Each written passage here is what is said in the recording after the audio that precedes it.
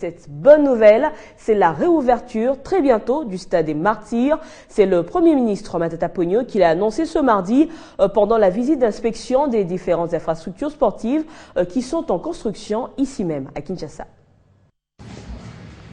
Fermé depuis près de 2 ans pour rénovation, le stade des Martyrs faisait objet de beaucoup d'incertitudes quant à sa réouverture.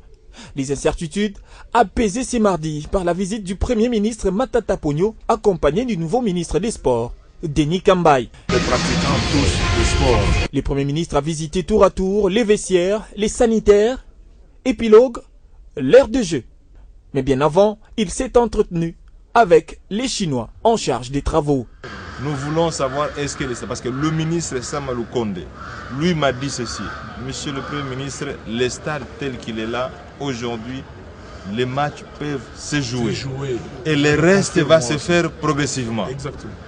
Pour le Premier ministre, il est plus que temps que l'un des plus grands stades en Afrique soit de nouveau opérationnel, surtout pour accueillir les matchs internationaux en RDC, pour le grand bonheur des amoureux du sport. Nous devrions nous rassurer que ce stade est à mesure de recevoir les matchs des compétitions internationales. Et nous avons vu ensemble avec le ministre, le secrétaire général, qu'effectivement ce stade peut aujourd'hui accueillir des compétitions internationales sous réserve d'apporter quelques améliorations, notamment en ce qui concerne l'électricité et l'eau. Bien avant les stades des Martyrs, il était aussi question pour le Premier ministre et l'ensemble de sa délégation de faire le tour de 2 stades municipaux, les stades de Barumbu, dont les travaux sont largement avancés. Et là, je crois que nous avons vu 2 des 4 stades municipaux et nous avons conclu que le travail est de qualité et que d'ici 3 semaines maximum, nous devions avoir ces stades pour recevoir la jeunesse congolaise, la jeunesse quinoise. Autre titre, un autre point de vente du maïs de Bukangalonzo vient de voir le jour dans la commune de Kalamou. Dans un espace bien aménagé, bien la farine de maïs de qualité est vendue à un prix très abordable. Et dans l'enceinte de l'espace Bukangalonzo, eh bien, rien n'est laissé au hasard afin de permettre à la population d'acheter en toute sécurité. Regardez.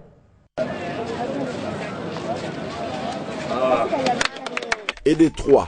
Avec ces gestes, c'est le 3e espace Bukangalonzo qui est désormais opérationnel. Nous sommes à Yolo dans la commune de Kalamou. Comme pour marquer l'événement, le premier achat est effectué par le premier des habitants de cette municipalité, Jean-Claude Kadima. On a donné il y a 16, il y a 16, il y a 15. Ça fait 31 000. Un achat généreux pour les comptes de cette bonne dame. Konja sombeli ngai akati riba sombeli ngai sombeli mama na sepeli penza na sepeli bana mikolo bapemi soki na zipembe resili na roya. Nous avions promis, on a tenu des discours, mais il est temps maintenant de palper toutes ces promesses là, donc c'est-à-dire la concrétisation de toutes ces promesses faites à la population. Les sacs de 10 et 25 kilos de maïs blanc et jaune sont disponibles dans ces conteneurs à des prix imbattables et motif de satisfaction des riverains. Batu balobai ke masango yo ezokende Afrique du Sud ba Congolais bazoli yango te mais lelo tomoni yango to sepeli lelo bana mboka ba kulia ba sepela la prix moko favorable. Tala sengo makasi dozi masango lelo e to sepeli mingi yango na sombi saki yango yo batu bazolo batro yango ngai. La société d'exploitation du parc agro-industriel de Bukangalonzo emploie à multiplier ces espaces afin de permettre aux Quinoises et Quinois de s'approvisionner de cette denrée de première nécessité en toute quiétude. Mais il faut déjà commencer par sécuriser ce qui existe. La sécurité est assurée. Je crois que le commandant est là. Il y a un poste à quelques mètres. Je crois qu'il y a un point chaud là. Et le capitaine de la police est là. Et de ce côté-là, et tous vos apaisements. Les produits Bukangalonzo à Kinshasa, c'est déjà 3 points de vente, Massina, Upen et maintenant Yolo. Dans les jours à venir, Bandalungwa et Ngalima, ma campagne en seront pourvus. Pendant ce temps, le Fonds social de la République a tenu un point de presse. Au cours de cet échange, il était question de faire l'état de lieu des activités du projet pour la stabilisation de l'Est de la RDC financé par la Banque mondiale et du projet sur les violences sexuelles basées sur le genre. Une manière pour le Fonds social de la République de mieux informer l'opinion et les parties prenantes sur la mise en œuvre des activités.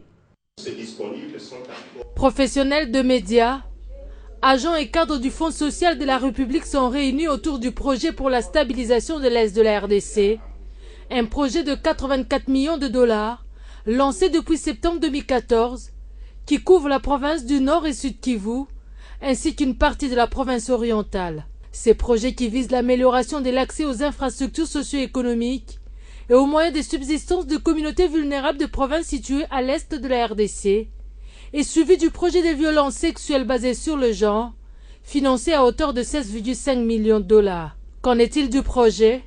Au jour d'aujourd'hui, pratiquement 90% de préalables majeurs qui devaient être mis en place afin de lancer les activités sont réalisés. Grâce au financement additionnel qui arrive et qui va faire en sorte que la date de clôture du projet soit retardée de plus ou moins 2 ans, je pense que nous aurons le temps nécessaire pour achever toutes les activités prévues dans le cadre du projet. Pourquoi avoir attendu ces jours pour faire cet état des lieux? Nous nous apercevons qu'il faut également communiquer avec la presse. D'ailleurs, la plupart de vos médias sont représentés ici qu'en province. Et donc, c'est pour cette raison que nous avons commencé cette activité que nous voulons inscrire dans la continuité de façon plus ou moins régulière, de manière à atteindre toutes les parties prenantes aux activités du projet. Le projet STEP qui prend fin juin 2018 se porte bien et dans le cadre d'une communication de transparence dans le processus d'attribution des marchés communautaires et les choix des agences locales d'exécution, le Fonds social promet désormais d'organiser ces genres de communication une fois le trimestre et si possible. On va prendre à présent ces différentes mobilisations en soutien au chef de l'État. Direction la province du Kasaï. Hommes, femmes et jeunes membres du PPRD et autres partis politiques fidèles à la majorité présidentielle sont descendus dans les rues pour manifester leur indéfectible soutien au président de la République Joseph Kabila. Ils ont par ailleurs désavoué les ennemis de la paix en mal de positionnement politique. Espérant Daniel Kamboulou. Les militants du Parti du Peuple pour la Reconstruction et la Démocratie PPRD et ceux des autres partis politiques fidèles à la majorité présidentielle sont descendus dans les rues de Kananga pour manifester leur soutien indéfectible au président de la République Joseph Kabila Kabange et autorité morale de la majorité présidentielle. Pour ces manifestants du jour, l'heure n'est pas à la diabolisation du président, l'acteur principal du développement de la RDC à travers la révolution de la modernité, son ambitieux programme. Il continue encore de désavouer les acteurs du G7 qui véhiculent un discours non orthodoxe en désorientant la population congolaise. Le mot de marchand a été lu par le représentant de l'autorité morale de la majorité présidentielle au Kasaï occidental de Mambré et vice-gouverneur de l'air Kawin Ondongo. Mot qui illustre plusieurs projets dont les Kasaï occidental et les Grands Kasaï sont bénéficiaires. C'est une manière pour la majorité présidentielle du Kasaï occidental de Mambré de désavouer les frondeurs et tous leurs partenaires, surtout tous les ennemis de l'action du chef de l'État en ce moment où la révolution de la modernité fait son chemin à travers les pays en général et dans la province du Kasaï occidental de Mambré en particulier. Tenez, bientôt et très bientôt, les travaux de l'électrification de nos milliers mieux du Kasaï à partir de Chute Katende vont arriver à terme. Même la motion de soutien lue par le député provincial Daniel Mbayi, coordonnateur de la majorité provinciale, relève que l'heure n'est pas à la distraction. Les autorités traditionnelles de cette province ont été aussi parmi les manifestants du jour. Ils n'ont pas hésité d'appeler tous au soutien des actions du chef de l'État Joseph Kabila Kabange. Notons que ces hommes et femmes du Kasaï occidental de Mambré ont sillonné toutes les grandes artères de la ville de Kananga, partant du rond-point Notre-Dame avant de chuter au bureau interfédéral du PPRD. La population de Pangui au Maniema a également témoigné sa fidélité au chef de l'État, Joseph Kabila, à travers une marche de soutien dernièrement. Cette population en appelle à la tenue du dialogue pour des solutions consensuelles à tout problème. Les territoires de Pangui notent plusieurs réalisations au nom de Joseph Kabila au travers de l'honorable Koko Nyangi de l'AFDC. Des réalisations qui ont suscité de la part de la population de Pangui de témoigner son soutien au chef de l'État Joseph Kabila. Témoin au killer de la matérialisation de la révolution de la modernité, vision des chefs de l'État qui développe ces territoires. Cette population est descendue dans les rues. Une marche de soutien pour Joseph Kabila sous l'encadrement du député national Joseph Koko Nyangi. Sur les calicots, on pouvait lire « Remerciements au chef de l'État pour toutes les initiatives de développement de Pangui ». Et à travers plusieurs chants et slogans scandés, on ne cessait de crier « Merci à Maman Olive Lembe Kabila pour la merveilleuse école technique déjà inaugurée il y a peu ». La population de Pangui affirme haut et fort qu'à Kalima, il n'y a pas d'opposition, car tous les députés nationaux et provinciaux sont de la majorité présidentielle et réaffirment leur soutien au dialogue national, seule voie pour ramener la population congolaise autour d'une table pour une solution consensuelle. Et par la même occasion, elle désavoue la démarche des G7 tout en affirmant son attachement à la majorité présidentielle. La ville de Likasi n'est pas en reste, elle a aussi vibré au rythme d'une grande marche de soutien au président de la République Joseph Kabila à l'initiative d'Adelsi Katenda, présidente nationale de l'association soutenant les actions de Kabila et du maire de Likasi, Mwanangwan Talacha. Eh bien, les habitants de la ville montagneuse et ceux de la cité de Fungurume ont sillonné les artères principales de l'entité pour réaffirmer leur attachement au chef de l'État.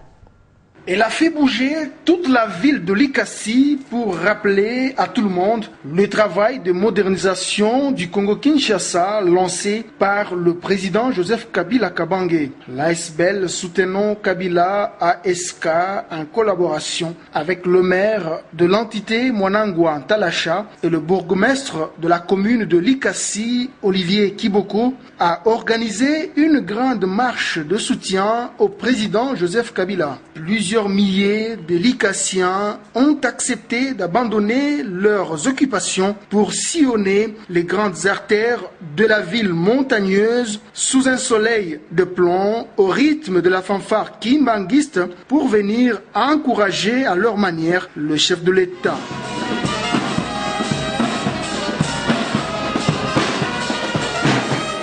La marche a eu comme point de chute le nouveau siège de l'ASK Likasi. Au cours de la manifestation, Adel Sikatenda, présidente de l'ASK, a exhorté le Raïs Kabila à ne pas céder à toute forme de distraction observée selon elle actuellement dans l'espace politique congolais, mais à continuer sans relâche avec le travail immense de reconstruction de la RDC. Prenant à son tour la parole, Neto Ndala, vice-président de l'ASK, a fait savoir que c'est grâce à Joseph Kabila